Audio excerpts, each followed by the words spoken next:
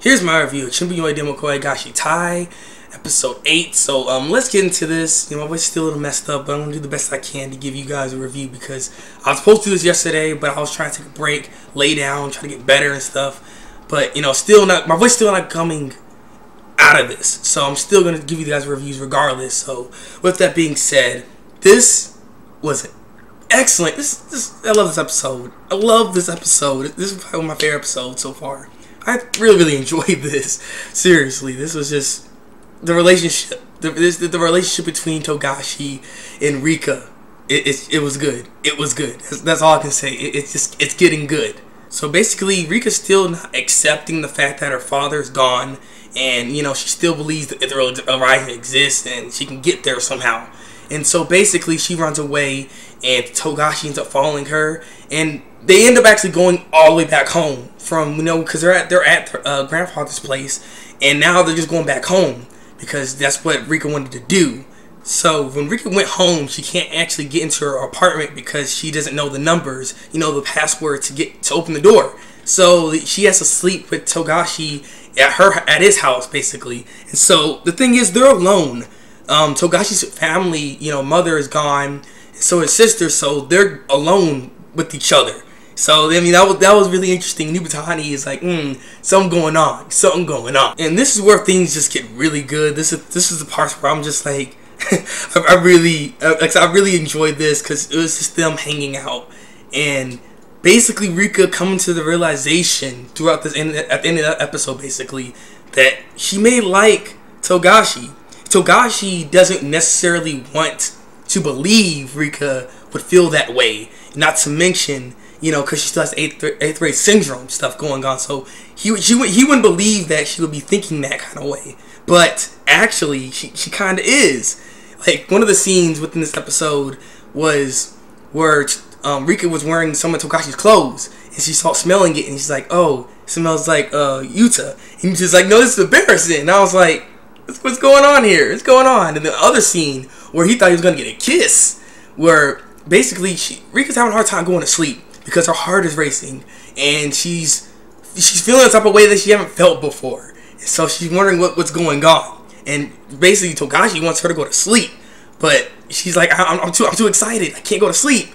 And so basically she's like, don't go and stuff. And she told him to close his eyes. And he's like, oh crap, could she actually be thinking like, romance, kissing? What's happening? Like, I'm not ready for this. But he closed his eyes.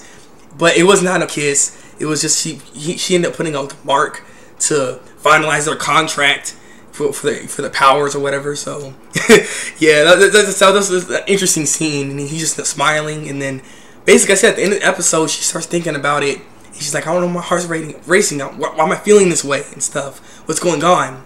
And so Yuta's asleep, and it's starting to become daytime stuff. And basically Rikka's right there, and she's touching his head and stuff, and she says Togashi, and I'm like, oh, it was a really cute, really good episode. It was just, I loved it for the fact that Rikka is falling for Togashi basically, and Togashi doesn't necessarily believe that's what she's doing, and if she actually feels that way towards him, he still believes the 8th grade syndrome is preventing that and stuff, but it's not. So it was really good. That's why I really liked it. I was just really enjoyed, especially that part when they're hanging out.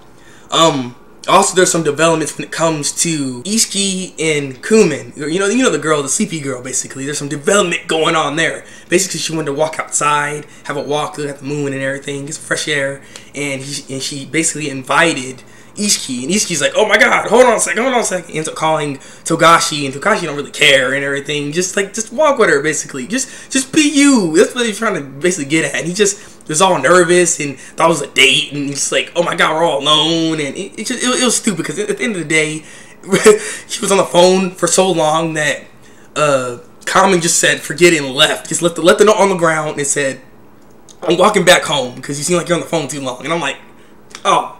It was stupid. It was really funny, but there's some development, I guess you can say, when it comes between them. But it seems like we're gonna have a matchup when it comes to Togashi and Rikka and Kamen and Ishiki, and then you got Dekamori and you were tiny. That they're just the sideline characters seeing the development of these relationships happen, basically.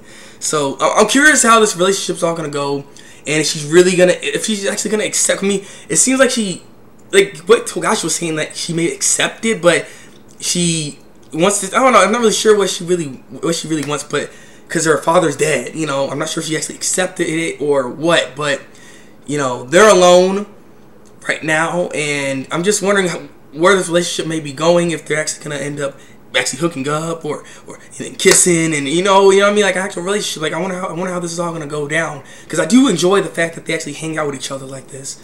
It was really good. It was really good, and I hope there's more development when it comes to Kamen and Ishiki, because you know Ishiki's striking me out right now. That's all I can say. So I'm looking forward for more and seeing what's gonna happen in developments when it comes to Rika and you know her problems with 8th grade syndrome stuff. You know what I mean? I want to see how this all goes, and maybe if she'll ever get out of this 8th grade syndrome stuff, maybe for the relationship. Like I said, I'm wondering how this is all gonna pan out at this point. So, with that being said, leave comments below and tell me what you think of the episode. Like this review and subscribe to my channel if you want to see some more Chuunibyou Shitai reviews from me. Sorry about my voice being messed up like this. Like I said, I'm sick, but I'm just going to give you guys reviews as best I can. So, with that being said, it's been the Thabreakmaster. And until then, people, break out.